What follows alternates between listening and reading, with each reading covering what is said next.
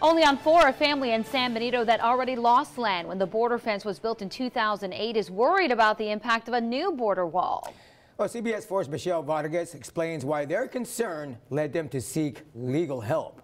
If there's anything other than what we have here in addition to this, it's just going to be impossible to be around that. For over 6 decades, Sergio Garcia's family has lived on this piece of land in San Benito. A little less than an acre of the property was taken from them by the federal government back in 2008 because of eminent domain, a law that gives the government the authority to attain land for public use by offering compensation. This area has always been home.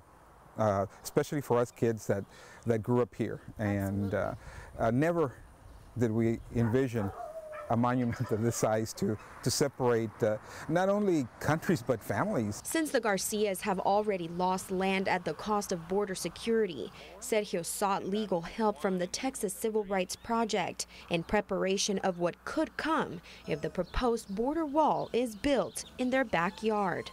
The most important message for landowners who might be affected by the government trying to take their land for the border wall is that they have a right to just compensation, and the government cannot unilaterally decide how much their land is worth. The Garcias are one of many cases in the Rio Grande Valley still waiting to get compensated for the land that was used when the fence was implemented. There were over 330 cases filed. 90 or 91 of them approximately are still pending. So that 10 years later, pretty much. So that goes to show how complex these cases can be and how long they take to resolve. Rather than dealing with thousands of separate cases, the U.S. Department of Justice consolidated several cases to speed up the process of payment for the families. Although the Garcias have received notices via mail that cases pertaining to their neighbors have concluded, there is no closure for the Garcias just yet. Since the last hearing, everything was lumped together. Now they're going back and separating. It's been a nightmare, probably for them as well as for landowners, and all because somebody thought building a fence here was going to be a great idea.